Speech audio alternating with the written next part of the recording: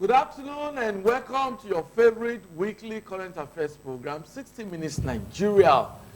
It creates the platform where we dissect national issues and, of course, developments in different states of the Federation. Today's edition promises to be exciting. It promises to be very unique, and it promises to be educative and enlightening as well. My name is Erosa Agbonlao. It's a delight to have you on the program, and members of the public can also be a part of this program.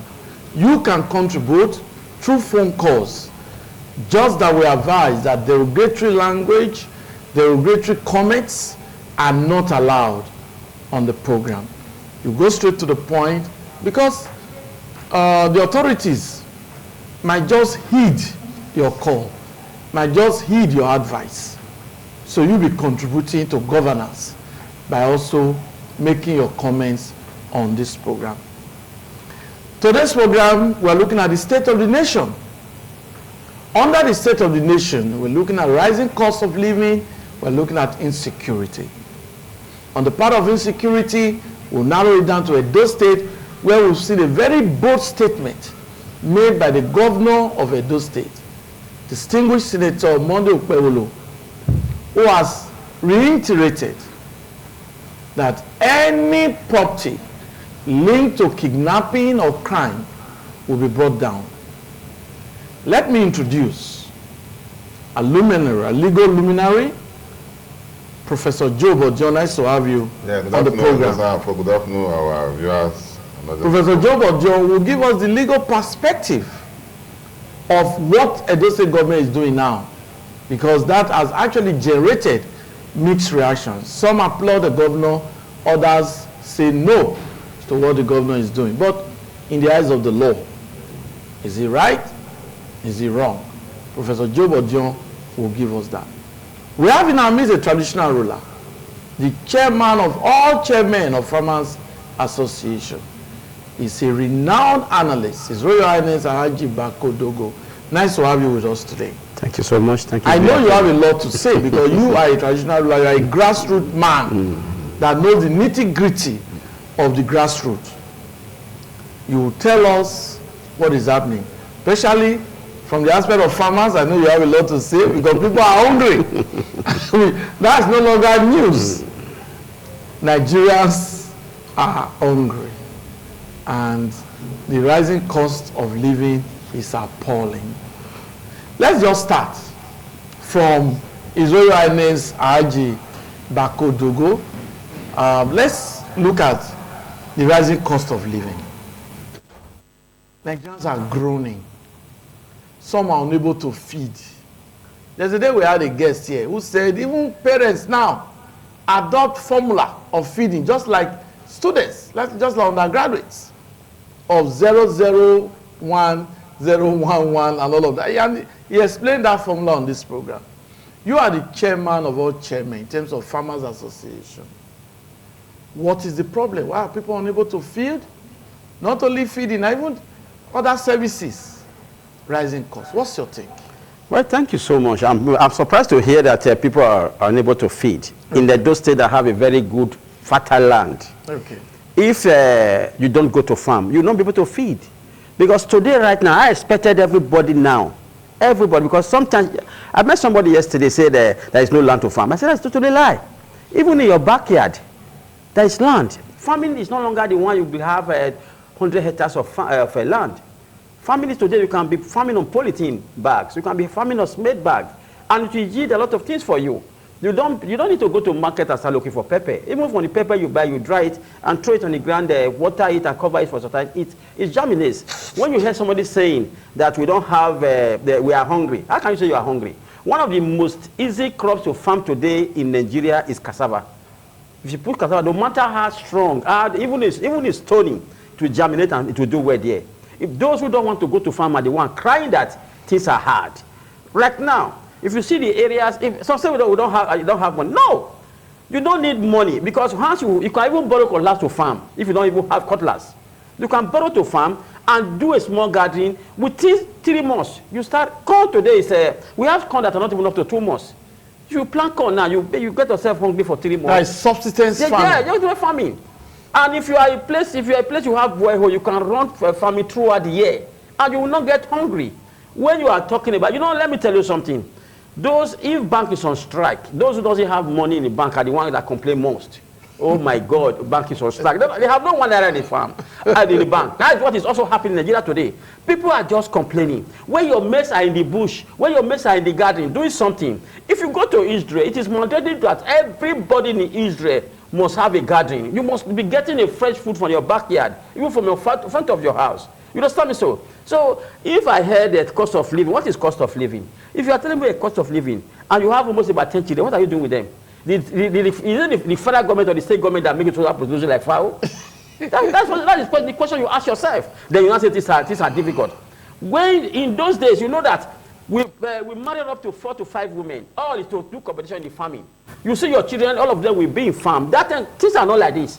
You say, I want to marry more. Cheap labor. Yeah, cheap labor. So that's why they were producing many children. Now that you think that things are difficult, if you have more than 3 children, what are you doing with them? Is it the federal government that give you or the state government that give you? Don't complain. Manage them. If you don't take them to school, put them in the farm. And from there, one of them, you know what is happening?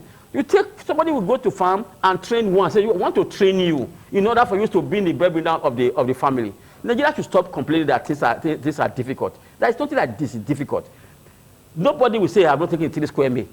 If you are a lazy person, you don't want to farm, and you are doing agbero in the market, you expected the government to come and buy food for you. No, you must help yourself before the primary duty of the government. If you have a smooth tiling of road, this insecurity and the rest, you don't expect the government to say, government, come and take a bag of rice to be eaten. Government can never do that for you. You are the one to provide those things for yourself. We should stop complaining because we complain too much in this country. Thank you very much. We'll come back to you, but I know the angle from which Ahaji Bako is coming from is very, very understood. It's understood. Some families, you just notice that a couple, just a married couple, husband, wife, we have 10 children, and the man has no job. The woman is just a petty trader. Then life will be difficult for such a family. Yes. How will you pay school fees? So I think that's the angle he's saying. You remember during the regime of military president, IBB, federal government encouraged married couples to have just 4 kids to a married couple. I think he encouraged that at that time. Yeah. Professor Joe Odion, what's your opening remarks to the issue of rising cost of living before we now dovetail to insecurity? Thank you very much, Agosa. Okay. Well, the issue of rising cost of living, especially the nature of products and of course services, is almost like it sounds like a broken record now. Okay. It's something that is a repeated refrain, and I think on this program, I think we'll be discussing that issue right from the previous government. It's terrible now. President Buhari, I recall we were here for the 8 years he was in government, and a few times we came here, we kept discussing insecurity and of course cost of living. Nobody need to almost triple in the last 2 years of this present regime. Things have gotten very bad in terms of cost of goods, food products, and of course services. I think that is what we refrain by saying that things are expensive or cost of living. Not necessarily the angle our rural chief is coming from in terms of the subsistence farming I'm talking about, of feeding. Things are difficult in Nigeria does not translate that people cannot eat or feed. We still have the cheapest available food items we can get, and there are so many raw or local options. Like you rightly mentioned, this is like the maize season. People eat corn and yes. In any case, we're not used to 3 square meters. It's a Western ideology, really. Even in those days, I remember when people go to farm. When people leave at 5 a.m. or 4 a.m. to go to farm, they take their break lunch or lunch at about 12 or 1 after they walked. So we're used to eating just twice in a day. So anybody complaining that he's not eating 3 times in a day, that means he's suffering. It's just a jester. It's being comical. At a certain age, you get to 2. I won't advise not to eat too much. People skip breakfast for health reasons, for weight control and the rest. So ideally, nobody should reference feeding or food as a problem, except for very indigent ones, those who see maybe at Ring Road or some begging and they have to be fed by charitable organizations. We're not saying some people it's bad, it could be very bad, but it is in very minimal, it's minimal. There are only poor people, even if you go to the Western world, the US, UK, and the rest, people still die of hunger. People die of cold, no shelter, no food. These are very extreme cases. Maybe have been abandoned by family or what have you. But the reality is that things are difficult. We must say that. Even the food item we are talking about, you cannot produce everything in your small garden, as it were. You can produce in a small garden. And there are those who want to do the main agrarian farming, the real farming as it is. They start insecurity. Our farms, I'm sure it's awareness where our farms are deserted by our farmers because of insecurity. People are being kidnapped in their farms, people are being killed in their farms and all that. Women are being raped. This has been a common thing in the last, let's say, 10 years now, because the 10th year, 2015. And so the production level is very low, must concede that. People are also discouraged from farming. And when you do a whole acreage of farming, spend all the resources and yes, and then some grazers, without tagging the M&A, some grazers come and eat it up. Very discouraging, very, very discouraging. And I must confess, farming is not easy. Because I tried some little gardening in my own compound, and I realized to my frustration that everything I plant, the maize will not grow well, the maize will be up. I planted this one rodent, I was told it was antelope, will come up, or squirrel will come up, put everything. So very frustrating until my friend gave me one local trap. Yeah. And I caught one and then I roasted it for my dogs, So I can imagine within that my small cycle what I face. I can imagine what others face do for me. Farming is not really easy. And government needs to do more. No government is doing more. I'm sure he will speak to that in terms of supporting our farmers through loans, through agric support scheme and all that. We need to encourage farmers. And here in Edo, we need to do more about it. Look at Eho. I don't know what's happening. When I was in school there as an undergraduate and even as a lecturer there before I came to university, it was the hub of pineapple. Anytime I go to Eho, I see pineapples on that street. The whole road will be blocked with pineapple. Now when I go to Eho for matters like for some academic or whatever, I don't see pineapples anymore. I see I just trailers. Trailers block the road. Why I don't know that carry nothing, not pineapples. I don't know where I see produces pineapple in Eho. Maybe somebody from Eho can convince me. To tell you the death of agricultural sector in Edo State. Yes. I'm sure this government will do that. So globally, that is the country.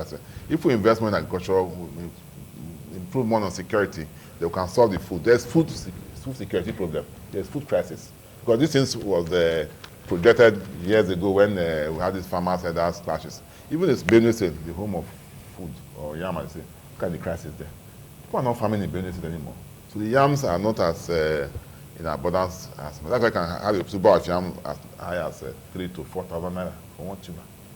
So if you look at it on the micro level, cost of gari, basic items, very expensive. Okay. Very expensive. And like I said, not everybody can farm, so others have to work elsewhere. Others do jobs that don't even get out of farm. Some are tenants in the house where the entire compound is either concrete or what do you call this things they do on the floor. Yes. So if it's a concrete compound, that's even the best. Because that's why I say you should be using cement. Yes. Okay, but again, that's the latest technology. Okay, I think I heard about that. They say you can use cement bag or cement bag that have been I think I heard about it. It's very good for yam. Then polythene bag. I was impressed when Ajibaku mentioned it, because I have been told that that's the latest technology now. Okay. Some persons, even after construction work, they sell the used cement bags. Yes, true. They don't know that it's useful for so many people. Yes, but the information is spreading now. Yeah, very good. People now know that you can put sand bag, in a used cement bag and you plant yam. Yes, they said to and you put some small manure. Well. Okay, but Ajibaku, now you have brought up some very good ideas. You've been able to talk about the need for families to engage in farming. I think I agree with you, because in different communities, you see abandoned buildings, the land wasting away. If people take to farming and clear such premises, convert such land for subsistence farming that can just to feed your family, to me, that's a welcome idea. But I think what Professor Joe Bodio has also said, don't you think there is need for training of people who are interested in farming? Because subsistence farming cannot really any come like that. It's just for you to have some maize to eat. So, you know. But let's just take a break. My director said we should take a break. We'll just take a break, and when we come back, Haji Bako will talk more about how people can actually be encouraged into farming.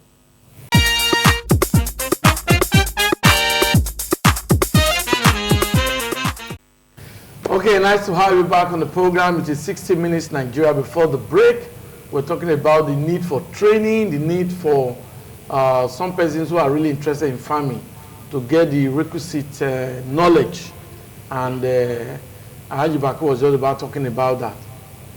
Okay, go on. Well, today, the problem we have in the day before, we don't have database for farmers. Okay.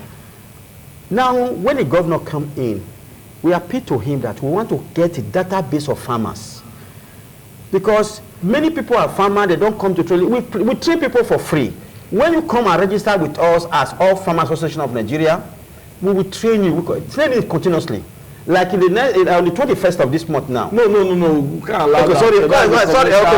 Remember that is commission. So we are training. When you are a member of AFA, AFA means All Farmers Association of Nigeria. Okay. When you are a member, you must be trained because farming is not easy. One of those who are not members, no. just like Prof was doing subsistence farming. You know, don't you think government should train people? That is even, free training. No, that is even where the constitution comes in. Okay. Under the second schedule of the constitution, it said you can become a farmer and also belong to farming association. Okay. Because that is why. So we should come and join you. Yeah, come and join. You come and, even you don't just call me anywhere. I will come to your place. You can gather people. We will train you. In this little this in the garden for you to have a garden, and it's very important to you. Even me trained, I will be happy. You that is being trained will also be happy. That is why in farming today, farmers, this issue of security today in Nigeria is farming. When people have availability of food, nobody will be quarreling. It takes a madman or a hungry man to be fighting the street because he's hungry. So when you are a farmer, you don't get hungry. Because if you are, let's take for example, you are a catfish farmer now. You are seeing your fish, whenever you are training your fish, giving them food, you see the way they are bubbling, you'll be happy. Is that now? You'll be communicating with them live. Because you are happy that you are even a catfish farmer. If you are go to a ready farm or whatever you are doing. This morning, I woke up this morning, first thing I go to where my chicken and my goat is. As I was giving them food, they were jumping on me. I was so happy. Come, live there. Talking to them, I think they are human being. So you are happy. So when you are doing that you can see the market now. Yes. People say there is no availability of food. There is availability of food. The thing is that the government, when the government come in proper, by giving loan, by giving incentive to farmers, and at the end of the day, the government will be able to control the price. There is no market today government can control price because government have not done anything. But we thank God for the first time in the history of Nigeria, Edo State, the governor of Edo State voted in 70 billion for farming. I think you have to give this government a kudos for doing that. Okay. You understand me? So, if that money is given to the farmers, to the genuine farmers, not portfolio farmers, not those that stay in the office, because we should not make that mistake. There are people who stay in the office that call themselves farmers. Government workers are not farmers. Government workers are to look at what the farmers are doing. If I call myself a farmer, come and take a look at my farm. That's what you're doing. Not to call yourself a farmer. When the money comes, you will be looking for how to use value to siphon the money. Okay. So you understand me? So that is what we farmers we are against. Yes. Tell us who are the genuine farmer, and the genuine farmer is easy to know. A genuine farmer will want you go to the farm, or we go into what they call cluster farming. Cluster farming is what is the best today. You have over 100 to 300 people in a particular place, and you give them, you share the place for them, maybe 2 acres. If your own is not doing well, somebody says, no, look at what you apply. And at the end of the day, we also want the government to be mopping whatever we are farming, uptakers, and put it in shallow. Yes, for storage. Yes, for storage. At the end of the day, you release back to the market. Not the one to say, we have given money to farmers, they can go and marry. Money for government is not for marriage. Money for farmers, let us put it in where that thing is being utilized. Okay. Because what happened, there's a government that came, that they said, okay, we want to give money to farmers. That was a Shomole government. The commissioner, many of them, they were registering a lot of way to this cooperative were registering. At the end of the day, even the dead one will be giving that money to. That's an allegation. It's not an allegation. That money to borrow, we're not able to pay back. Okay. Thank you, Haji Bako. I think the important thing there is that, yes, there's need for farmers to be trained. And those who are also interested in subsistence farming can also learn from such organizations. Okay, now let's move to the other topic now, which has to do with the insecurity, but we'll narrow it down to Edo State. Before we do that, still on the rising cost of living, some persons are unable to even rent houses. In Lagos, the government has said agents should not take more than the statutory 10% for agency fee. Okay. That's in terms of tenancy agreement fees and all of that. You know, so some persons cannot afford housing. The materials for building now, the cost has gone up. So maybe Prof will just make a comment on that before we move to the issue. Okay, yeah, thank you. I was actually going to address other subsets in the economy or the market setting apart from food. Yes, we can address the issue of food, which Chief is talking about. The other aspects is what is even more mind-boggling. Yes. You know, talking about this housing thing now, the way house rent has increased even in Benin State is frightening. It's frightening, and if you go into figures, you'll be wondering where it is coming from. But so many factors are given: cost of building materials. Yes, we agree, and then of course, the influx of our young boys who probably have so much money to pay now. So the landlords are becoming shallow. We should also come to the point of insecurity we are discussing. Why landlords now give out houses at unreasonable figure, and then people who do not meet up are not able to rent apartments. So, but I think what is more important that because we do not have manufacturing companies in Nigeria, these things are not manufacturing in Nigeria. I don't know if there's still a factory in this country that makes nails. I know we used to have. I don't know. Apart from the rebagging companies we have, all the cement we have, they're all rebagging cement. Few can claim to have all the materials to produce.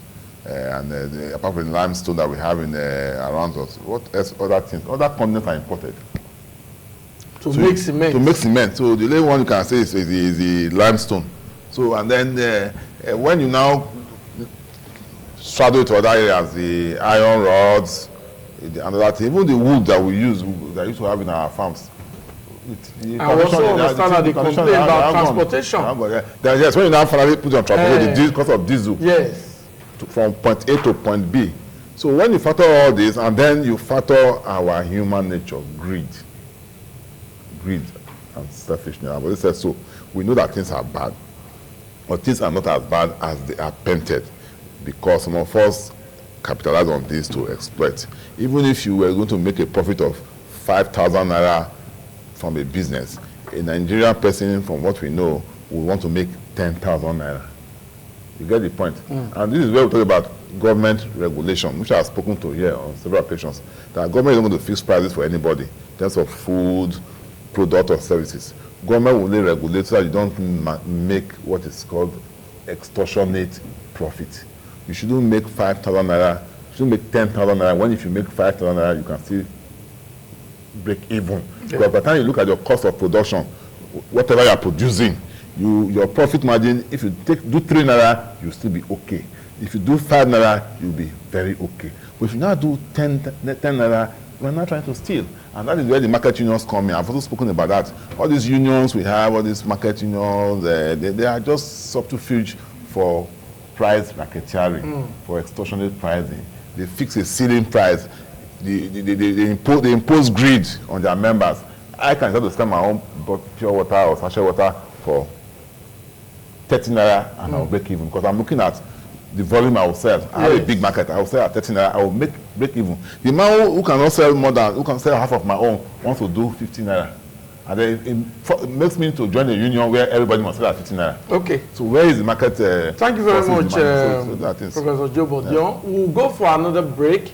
And after this break, we will allow members of the public to call in and make their contribution while we look at the other aspect of our discussion, which has to do with insecurity and what government is doing to tackle it.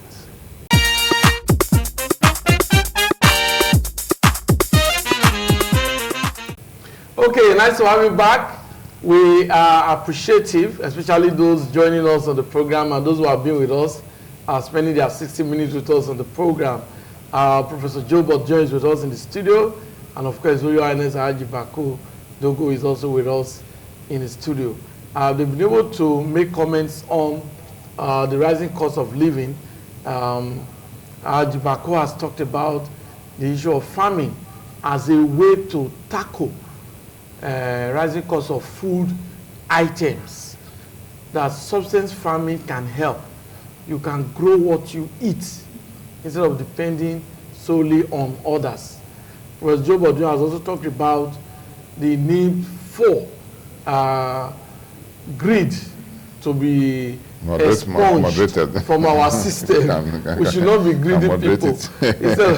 Don't increase prices just the way you like arbitrarily to the detriment of others.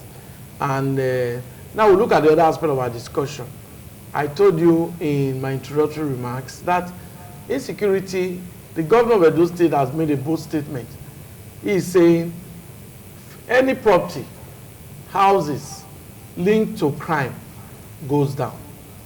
We discussed this previously and it generated reactions. So you can make in your comments while my discussants also dissect the issue.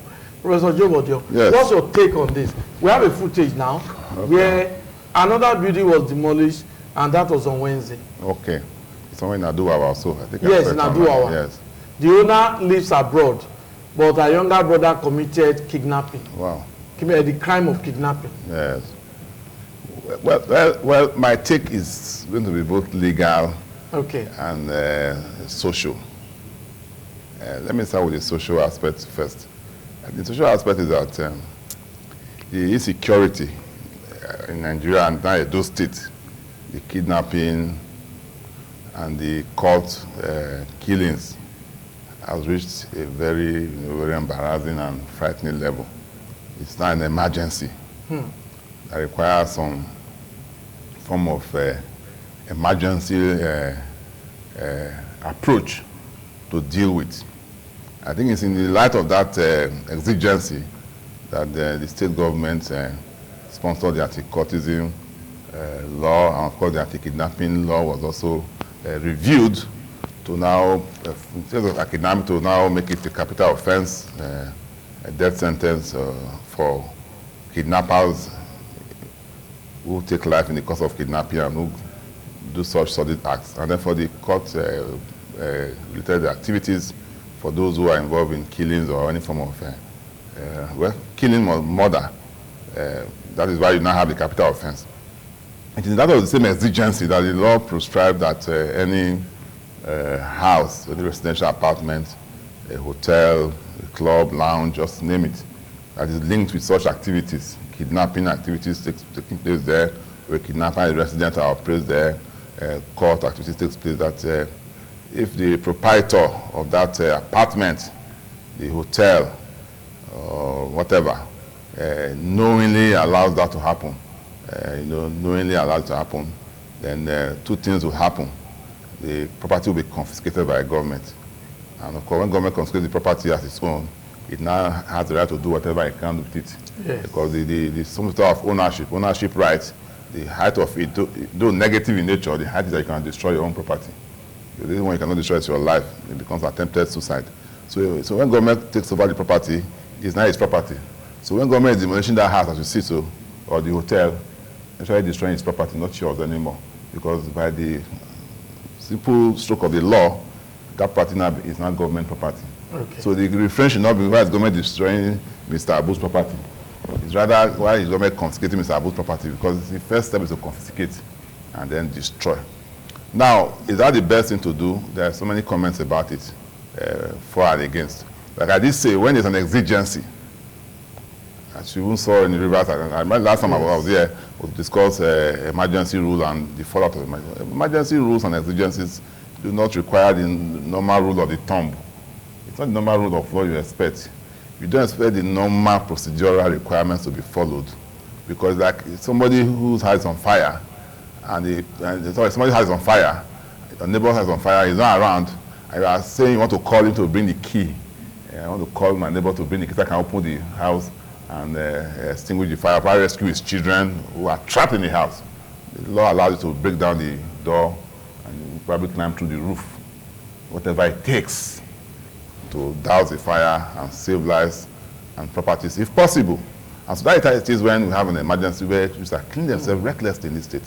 It's horrible. Yeah. Since I moved to Benin 2004, when I took over my job in Union Bank, 21 years. I'm sure that in those 21 years, barely any year, we've not had court killings in those states.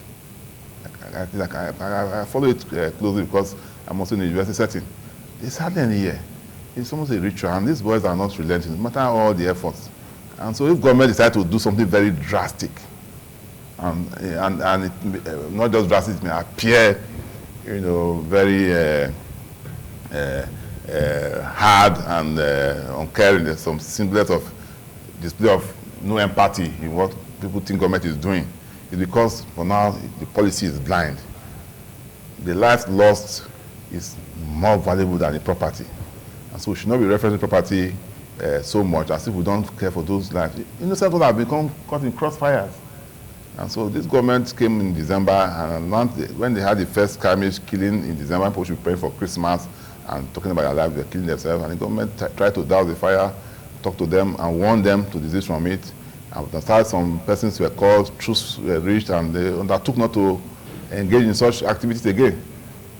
And then by May or April, you start with your dastardly behavior. I think the government will fold its hand. No. So maybe we'll react seriously.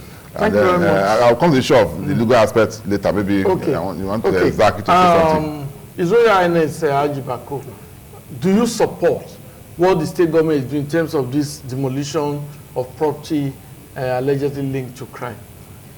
Yes, because when you look at what is happening around those states, sometimes you think whether we are living in a society of what will I call it, where everybody have the right to start slaughtering, as if you are slaughtering cows. A lawless society. Today you will hear we have dropped 3. Tomorrow they say they have dropped 4. What are you dropping? Dropping human being as if you are dropping chicken? I think the governor come with a very drastic decision that will serve as a deterrence to every one of us. If it was at today, now tomorrow I'm going to my other house to get a tenant. I want to arrest the tenant because I don't know what the husband is doing. I don't know what the wife is doing. So I don't want them to come and also destroy my property. Because it is invested now that even your tenant commit offense, the house that you commit offense, that house will be destroyed. I don't want anybody to destroy my house. I'm injecting them immediately because it's also served as something to others that you must know what your tenants are doing. Even your children, you must know what your children are doing. If your children is not doing well, it is better for you and you go and report the case to the police. Come and take this child away. It's no longer my child because I don't want it to go and destroy the house that I have fought for. I think what the governor is doing is the right thing. It's only somebody who is not in the right senses, who have no fear of God, that will be saying that what the governor is doing is not the right. For you still killing every day in those states, people can no longer sleep with their 2 eyes closed in the name of we belong to one certain thing or the other. I think the governor have come out and they have explained to us. It is also now that every one of us will be careful. Talk to your children. Talk to your tenant. That if you know that you're supposed to, it's better for you to inject that tenant. Because right now, in this case now, injecting tenant now will be more easy. Because I want you to go because I don't know what you people are doing. I don't want anybody to come and destroy my house. There is no police that will say no, they don't do that. Because you cannot build a house from childhood at old age. When you will be enjoying the fruit of your labor, they will now bring bulldozer like this to put it down. I don't want anybody to put my house down. That is why today, I'm even very happy. I'm very happy. If you see the kind of crime that is being committed today, it's a crime that they never planned for it. Even innocent souls are being affected with this kind of crime. Go and drop somebody. You look at the picture, you don't, maybe the resemblance that person is there. They say, oh, you are dropped the wrong person. Go back and drop that person. What are you dropping? What are you killing? What do you get from the killing? You are killing somebody who's supposed to become a governor, somebody who is president. You have just killed that person, wasted, and the parents are there who don't even know anything. I think the governors, I give kudos to him for this prompt action he have taken. And I tell him, thank you. You should not relent, no matter the criticism. Criticism is part of people in government. You understand me? So even though the government is not doing anything, they must criticize. Doing something, they must criticize. Nigeria, we are full of criticism. So the governor, we are also calling you to please, not just people outside, also look at some people in your government. Look at them critically. Beam your searchlight on them. And are they also members who are also instigating? That's the first thing. Because whoever must come to you must come with a clean hand. You understand me? So? Because I know you don't, you are a clean man, but those within you who have a name, who are 001, 002, 003, you should also look at the 003, 007, because they are also there. You understand me? So? I am appealing today, not only that, even in the security setup, in the police, majority of them, you should be able to beam the satellite on them. You understand me? So? So it is not only from the government sector, even the security agent, DSS, SSS, and all. You see some will carry BS as if they are what they kind of BS. So security agents should also be profiled. They will be profiled because we still also have so many of them that are also committing havoc in the name of this issue. You wear uniform, some of them were caught, and we are well known. So that at the end of the day, we will sleep with our two eyes closed. That is where the problem lies today. If we are able to tackle those issues, the government will have nothing to do. Edo State, let me tell you one thing.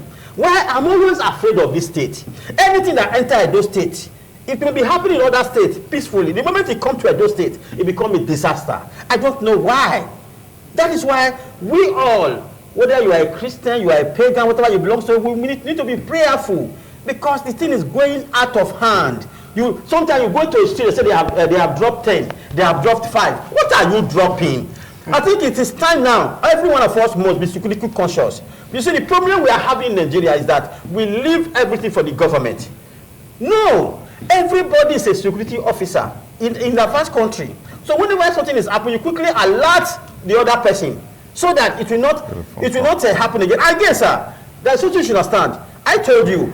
The security agents will always go into what we call investigate to arrest, not arrest to investigate. Phone call.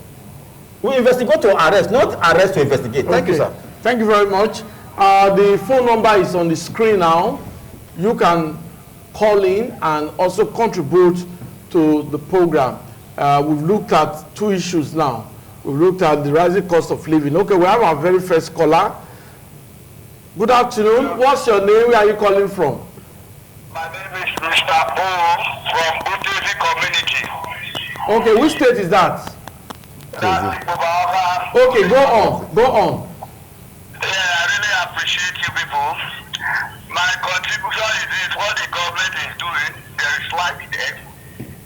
Let us take it this way: there should be no partiality. When we talk of insecurity, the government should be able to come out because there is hunger in the country. The government should be able to come out and say, anybody that did not keep their cow in the shrine, if you see them, kill them.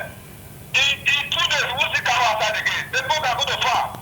Don't be partial that it's related to king, it's related to chief. If you see cow outside, kill them. We don't want to see them. Put your cow and go and get food for them. That is the law of agriculture. You see doctors and other people everywhere. You see those outside, kill it. Give them strong law that will discipline the people. Then let me come to that of these crimes of courtesan and whatever.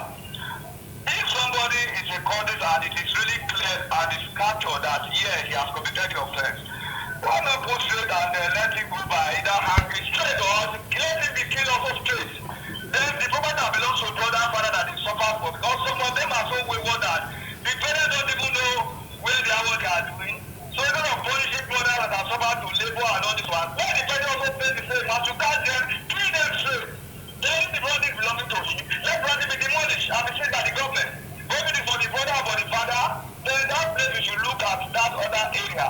You know? So please let us really go. Then let's go to the government for status also. Like if we see all this local government councillor that misuse our money, they spend our money anyhow. Why not let them be open ballot? Any money coming to them should be open to everybody. Everybody that misuse our money, let them also be killed and let them be prosecuted. So let us have a straight discipline. Let everybody be disciplined.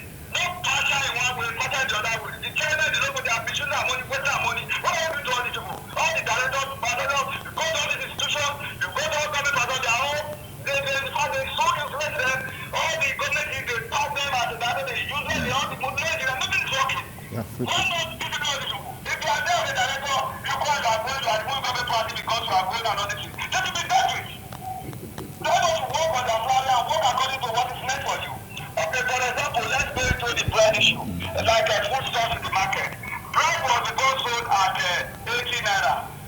If you buy from baby 15 naira, it's 90 naira or 100 naira. And the time they increase bread to 150. Then the producer now look at it. How can you now that it's selling 10, 70 naira? Then they increase it again. Before you know they increase it again, before you know bread has gone to almost 400 naira. The same thing with naira. Why now the whole thing are that? Then the government should come and put and tell them this is how much you supply and this should be the same.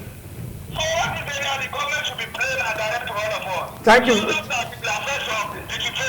Thank you. Thank you very much. Thank you very much. Thank you.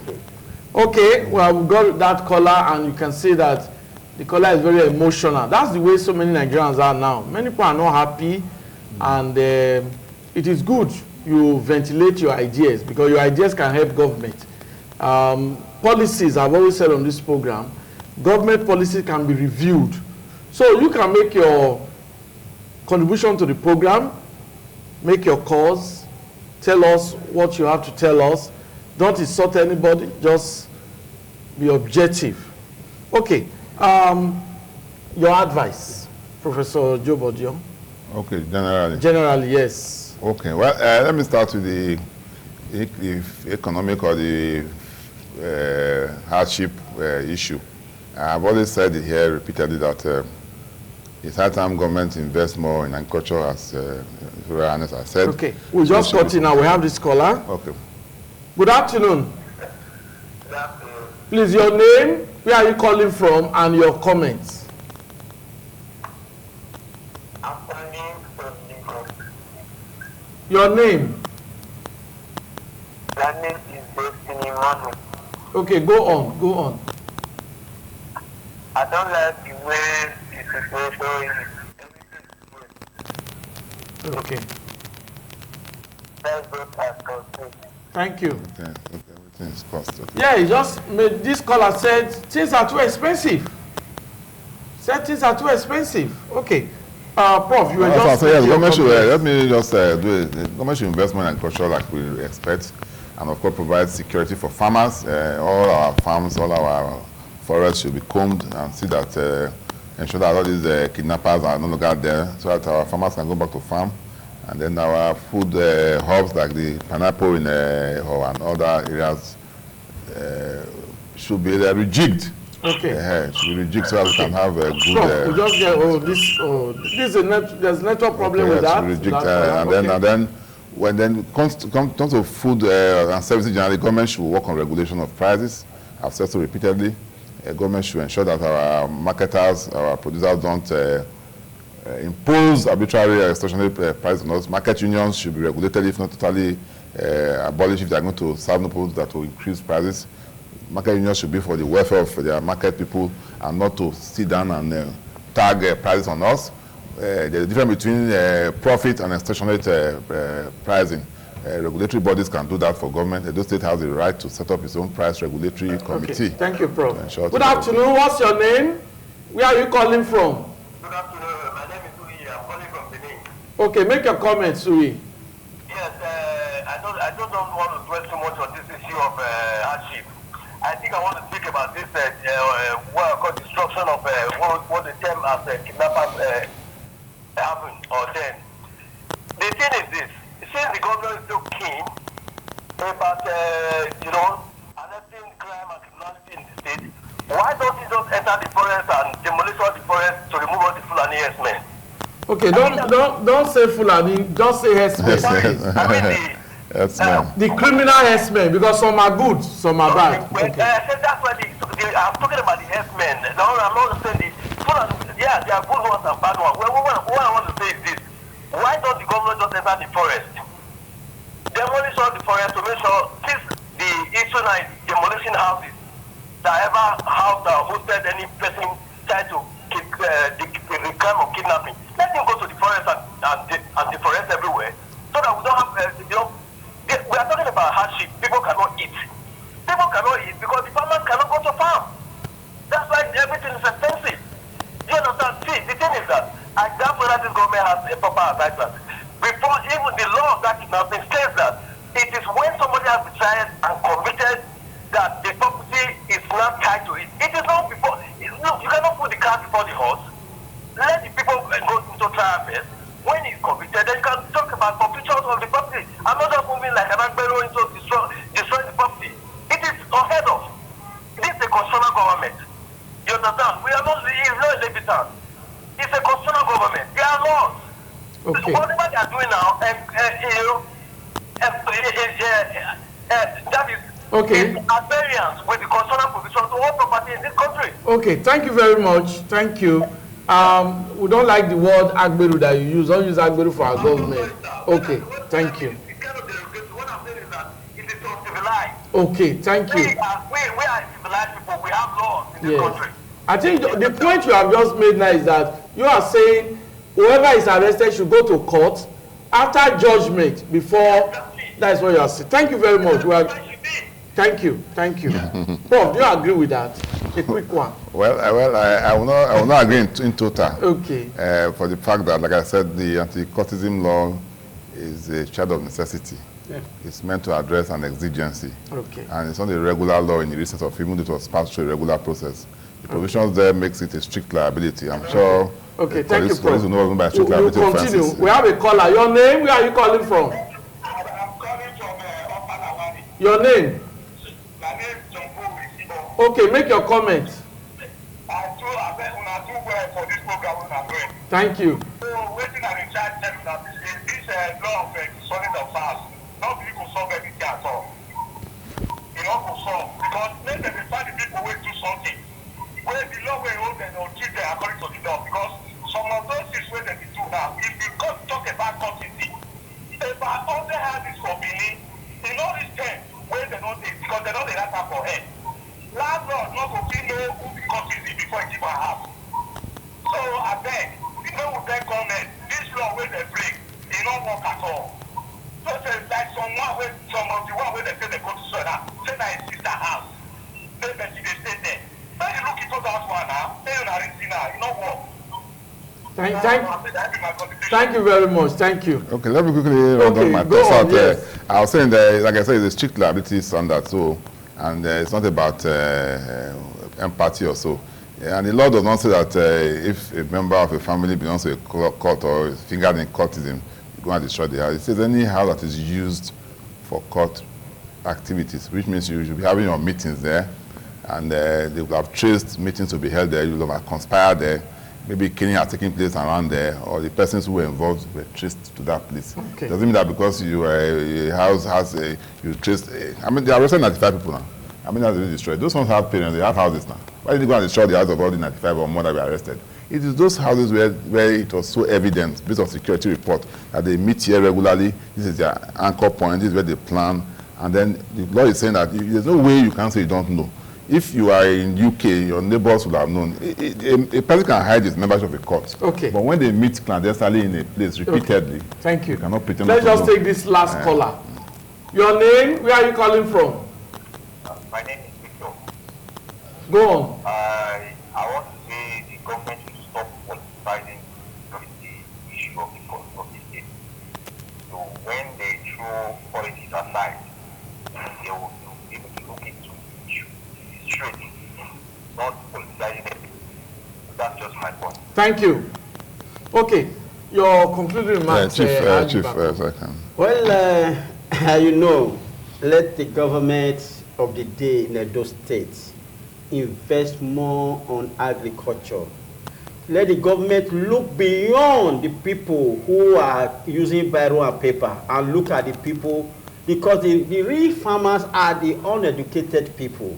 There is a body in charge who will be able to tell the governors of the farmers. We need availability of food in Edo State. The governor has bulldozed a lot of area before now, and we have not even started farming. What are we doing? Okay, thank you. What are we doing? The government should come out for us and tell us, come out.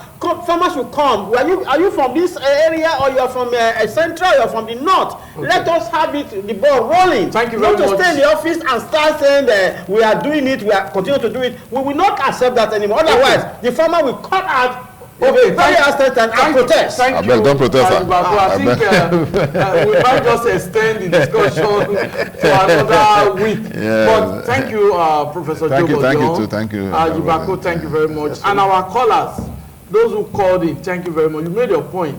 The last caller said there should be no politics. Yes. So in other words, government should be fair to all. To all, yeah. And I think they are listening. And some persons have commended them. Some said they need to review the policy.